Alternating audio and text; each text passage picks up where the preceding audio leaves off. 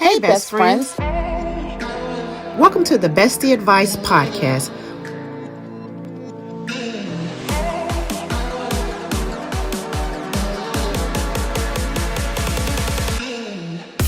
Where we discuss all things relationships.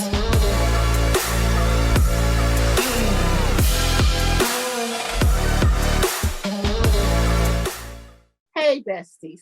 Welcome to our new podcast called The Bestie Advice with your hosts, Dr. Irene Abrams and Karan Hayes. We are so excited. We are so elated to finally share with you all the journey of relationships and the journey of our relationships. And this particular podcast is just to discuss love, relationships, business, friendships, the ups and downs of relationships, whether it's in a marriage or it's the same sex relationship, work relationships that you may have, relationships as far as with your family. That's what this platform is for. And note, everyone is our best friend. Yes. This particular place here, we want to talk about the journey, because relationships is a journey. It takes a lot of work when it comes to being in a relationship. It can't be 50-50. It really has to be 100-100. You have to put all of yourself into every relationship that you have in order for it to work, in order for it to be fulfilling. You have to put your all into it. So we just welcome you. We can't wait to share with you all everything that we have been talking about throughout these years as far as of getting to know one another. So we are excited and we are waiting to take this journey with you. Yes. Dr. Irene. So much. Thank you so much. I'm so excited too. So bestie, let's do the best friend tag. And so if all you that are watching out there, grab your best friends and do this tag with them. So Kiran and I are going to do the best friend tag. Are you ready? Yes. Question number 1, and this is so funny to us. How and when did we meet? How and when did I meet Irene Abrams? I'm sorry, Irene Tillman. Right, Irene Tillman for me. I mean, for her, and Karan Pickett for me. Karan Pickett, exactly. We actually met in 1997 at Original Rising Star Missionary Baptist Church, located at 5100 West Chicago Avenue. I actually had joined the church under the leadership of, at the time, Pastor Virgil Brackett. I believe it was like January of that year. It was January 21st to be exact. I joined the ministry there. And at the time, I'm sure it was with many other churches and many other ministries. Yeah. As soon as you join, that Sunday you join, they say, what ministry do you want to be in? Oh, you got to tell them. Right. You want to be in the choir. You want to be on the usher board. You want to be a nurse or whatever. So at the time, they had a ministry called hospitality. Yeah. So I joined the hospitality ministry. And one of the functions was that we were kind of like the welcoming committee. So when someone joined the church, we would tell them as far as about the various ministries that we had, and then we would like take their pictures or whatever. So Irene actually joined in March, I believe. Yes, it was. I joined the first Sunday in March, 1997. Yes. So that was our first interaction. It really was. There. Me and her at church. What a coincidence. At church, I remember, I want to say you took my new membership picture, right? Yep. I remember that. Yes, you took my new membership picture, but I think that we didn't really talk. I think someone asked me if we were family. There's like, oh, your family goes here. And I didn't know who they were talking about. I was like, my family. And then they said, well, you look just like this other girl. And then I finally came face to face with you. Yeah. You wore our hair alike and like French rolls. And so, yeah. And of course, they looked at the light skin. And I wear glasses too. I have on contacts now, but I wear glasses too. So, yeah, we look similar. So, yeah. Absolutely. That is how we met, you guys. My bestie told you we met at church, March. Gosh, 1997. Wow. A long time. A long long time, 20 years Wow. plus. 20 plus years. Yes. So what was your first impression of me? Well, just based off that one particular Sunday, I did think you were very friendly. Now, I know we really didn't get to know each other. For everyone out there, it wasn't one of those, oh, from the first day we hit it off. Yeah, that wasn't this relationship right here. No. I liked Irene. We were at the same church. We were about the same age. Yeah. We were in the same Sunday school classes, the same Bible classes or whatever. So we always had to, interact.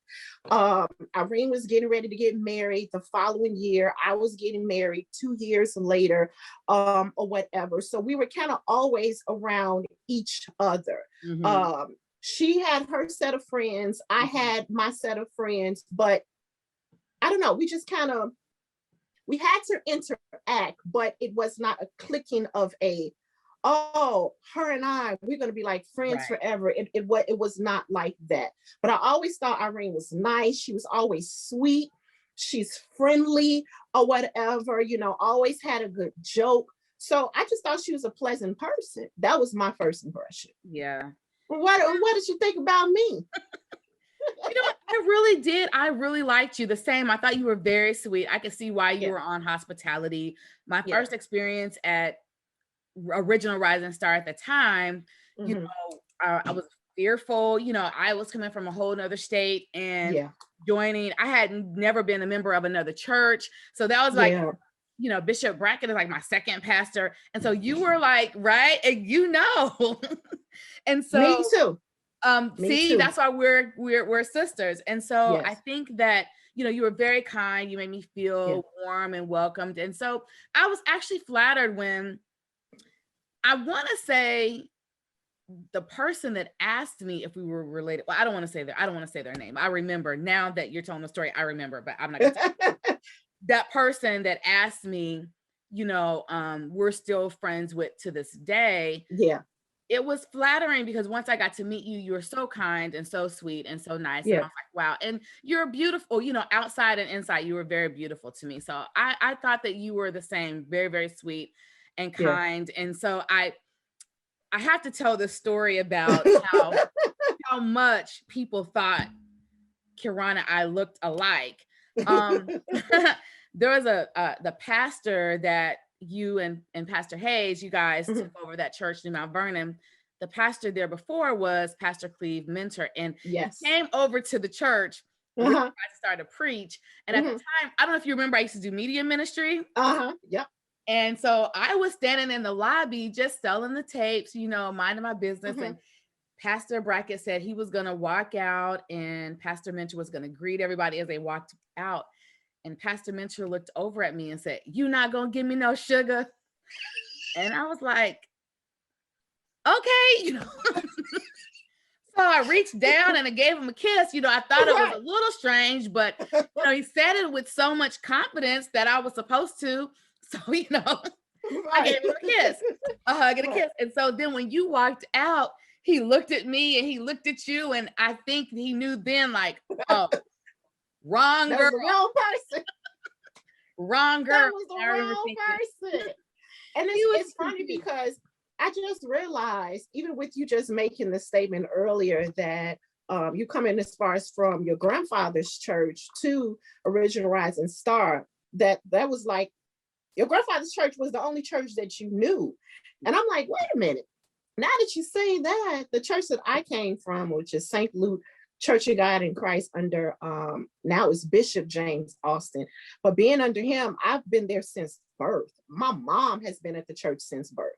So actually coming from there to Original Rising Star, that was a big transition. I had never been a member of anybody else's church prior to coming to Original Rising Star. That was actually an adult move. I think that both of us actually made, or whatever, taking that step. So yeah, that is true. So that's something that we both have in common. And I know that both of us have those loyal personalities. Like we're very loyal, sometimes almost to a fault, where we're just loyal to people. So absolutely. Absolutely. Yes. So, but I love that story. Every time I just laugh every time I think about Pastor Mentor. He was serious with that robe on, like, you are not gonna give me no shit. I was like, okay. You said, let me give the man of God a kiss. Right. That's what I was thinking. I was like, he want a kiss? Okay, let me hug him and kiss him. And when you walked out of service, oh my goodness, his face just dropped like, wait, this is not the person I thought. Exactly. So, exactly. Yeah. So I have another question. Yes. What is your favorite memory of us together? Okay, I'm about to just let it just all out with this one right here. So my actual favorite memory was the day I had my son James. Oh my goodness. Okay, so yeah, I'm about to just tell all my business here. So I actually had that when I tell you all that Irene knows everything about me, she knows everything about me. So I actually had him at Northwestern, and it was set up for me to actually come in so they can induce my labor. Because James was like, he was like a few days like overdue or whatever. So I came in that morning, had to have been maybe about 3 or 4 o'clock that morning. Irene came to visit me. I believe it was like right after you got off work. Yeah, it was came to like visit noon. me. Yes. So we were there, we're chatting, we're chit-chatting, whatever. The doctor is coming, he's coming in and out, he's checking my heart rate, he's checking James' heart rate, whatever, he's making sure everything is okay. So I want to say, I don't know, it got to maybe 6, 7 o'clock or whatever. He came in, he's looking at the monitor or whatever, and he got his arm folded and his head is going from the left and it's going from the right. I remember that. The left and it's going from the right. I and remember, he was like, okay, we need to I stopped breathing with you. I was like, wait, I need to sit down. I need a drink. Right. So he was like, yeah, we need to check his heart rate. It's kind of slowing down. Let's turn you over, whatever. Let's turn you this way to the left. Let's flip you over to the right. So I'm like, okay. So we did that. His heart rate got back to where it should be. He left out the room. He came back in like a little while later and he's looking at the monitor and he has this look of concern. So he has a look of concern. So I have a look of concern. Right. So he's flipping and he turns. So he's like, turn over to the left, turn over to the right. When I say it got to a point, I'd be like, oh, wait, I'm so sorry, Irene. Let me cover. No. When his face started turning, I did not care. When I tell you I shined on everybody, including Irene, I was like, I am so sorry. Irene saw everything. Every time I turned, everything. I turned the other way, everything. I remember I bagged on in that corner. Oh,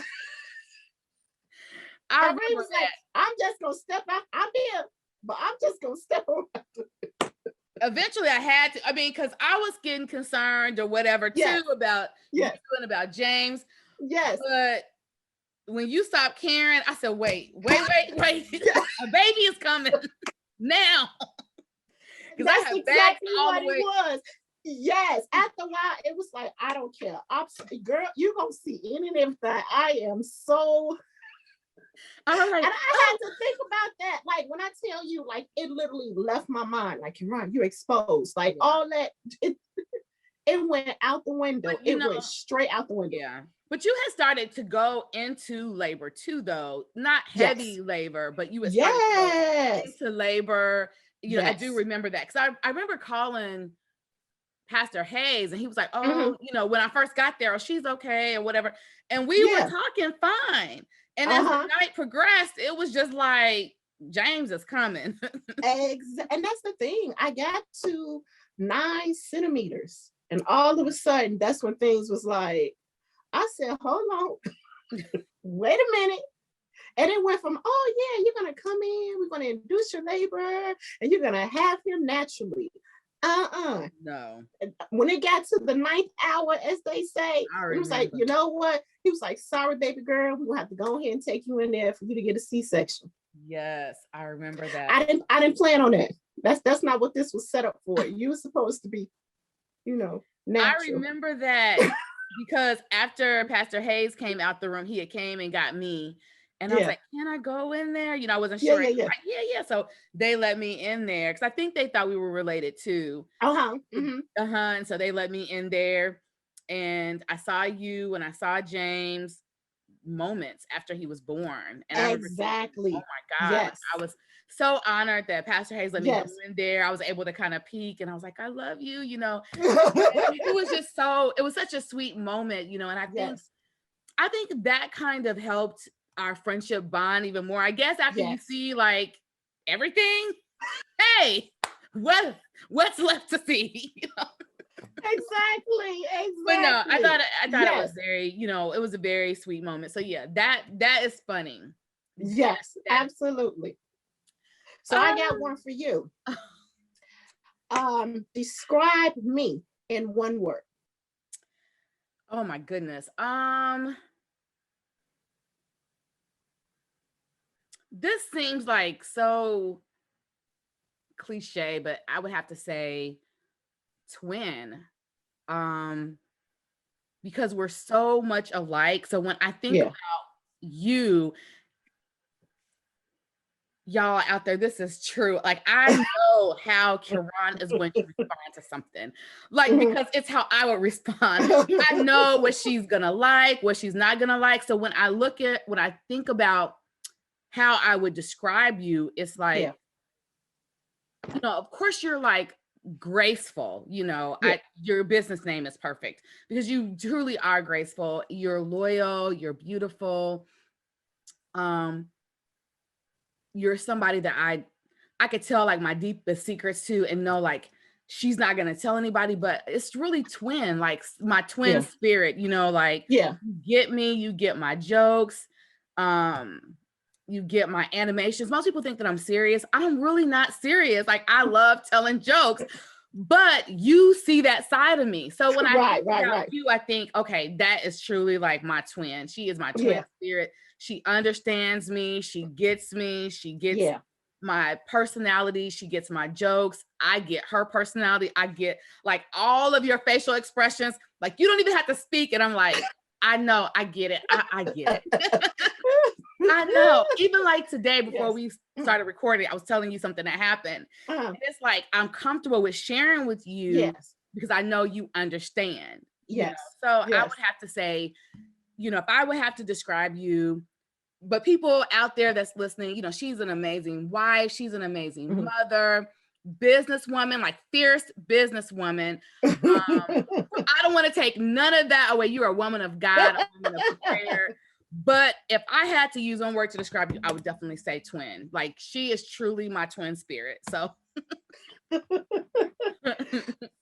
I'm gonna cheat. I'm gonna ask myself that question as far as how I describe you. Okay. I'm gonna cheat. I'm gonna make a compound word. I'm making it up too. Hey, everybody, this is a made up word. You're not gonna find it. Persistently motivated. So persistent, ongoing. And Irene actually, she motivates herself. She's a self-motivator, and then she motivates everybody that's around her. And it's not one time. She consistently and persistently, motivates you. Whatever area you're in, that's the funny thing. So it may be, oh, I want to get a business started. You got your business started. Her motivation does not stop there. If you say the next thing is, now I'm ready to leave my job, she's helping you. Well, do you got your account set up? Are you saving? Have you gotten into investments or whatever? Do you need to talk to my husband? We're getting your funds together. So I mean, she's always motivating everybody that's around her in whatever area. One of the things, if you don't know, one of the things that Irene is gifted in is the gift of dance. So even as far as with her dance ministry and those that she actually mentors in dance, she's always motivating them. Don't just stop at level 1. Go to the next level. Take the next class, whatever. She's not stagnated in what she does, and she does not want anybody around her to be that way. So she's going to do whatever she can to get you to that next level. And I love that about her. Now, at first I was like, pause. That's a whole lot. That's a whole lot.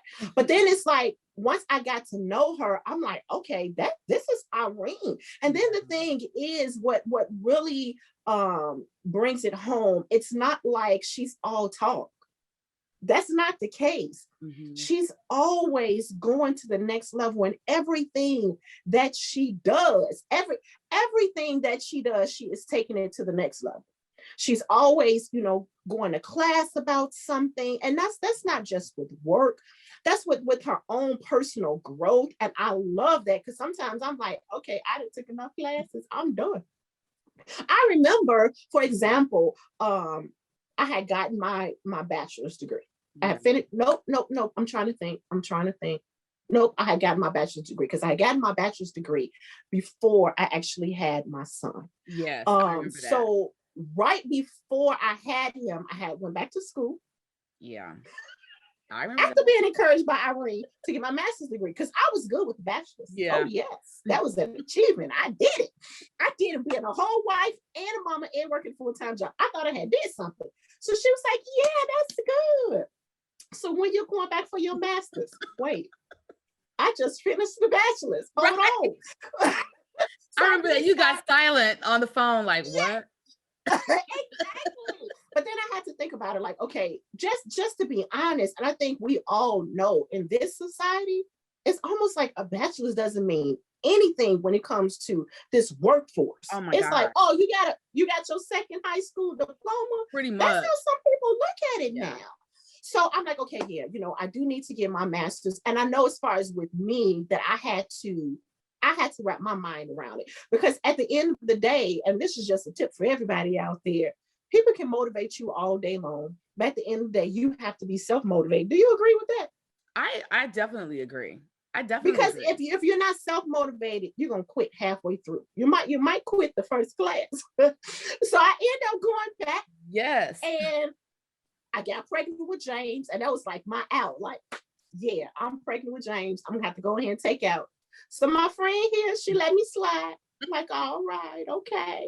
Right after I had James, she was like, okay, so what's the plan? Like, how old does he need to be? Are you waiting for him to start school? What is it? And I want to say, I think I said maybe 2. Yeah. Or whatever, like, no, I need him to be at this point. I need him to potty train, me making up excuses or whatever. But right when he turned 2, it's like, okay. Because she sure came back around. I know. Right for their second birthday. I know. He get ready to turn 2 in September, right? Oh, okay. Just to let you know. Yeah, I remember that. Yeah. She was like, oh, Irene, really? I was like, yeah. So no, yes. I'm so glad, because I really wanted to cheat, because I have a favorite memory of us together that I wanted to share. And I'm hoping it's not our favorite inside jokes. Y'all, it's hard picking like memories and inside jokes. Something that her and I was just talking about is every time we get together, and we promise you guys we'll be able to meet our husbands on our show. It's always something, and it's hilarious. But I do have a favorite memory with you I wanted to share, and it's a fun like memory. So we were able to travel together, and so if you can travel together, some of these like church trips, like we travel, like we went on vacation, and and I think what made it so special is it's like so easy to travel with her and her husband. It was like Mitchell and I are easygoing people. As high strung as I could be, I can be like chill too. And I think just having you and your husband like on vacation, just relaxing, going out to eat.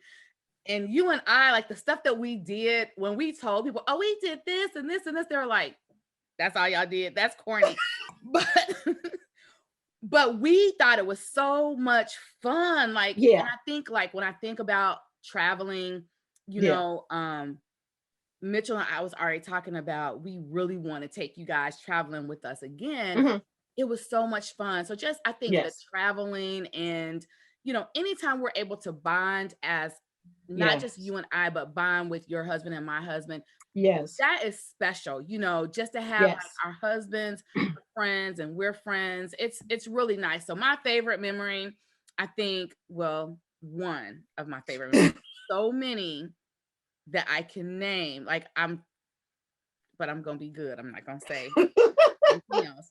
But just traveling. I think when we went Yes. to Las Vegas, I think that Yes. solidified for me that you were really someone that was near and dear to my heart, because Yes. I've traveled with people before and It wasn't so fun. mm-mm, no, no. Yes. And then I think what actually sticks out with that trip is the fact is it was all of our first time. Oh my God. All four of us.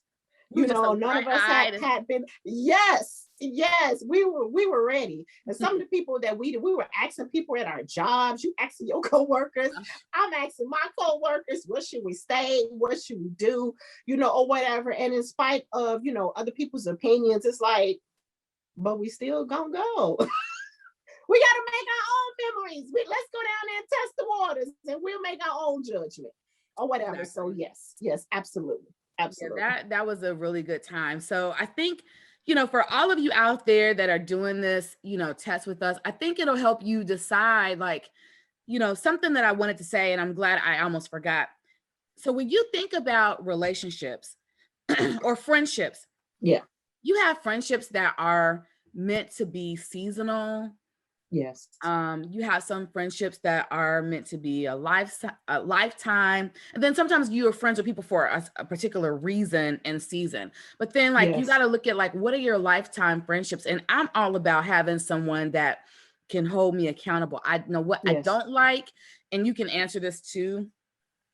I don't want yes people around me that's going to just absolutely tell me what I want to hear, because I'm never going to grow. I'm never going to do better. It's a difference when someone is giving you constructive criticism or really good advice to help you, and someone being just hateful or jealous. And I've experienced both, where I've had someone tell me not to do something only for them to turn around and do it.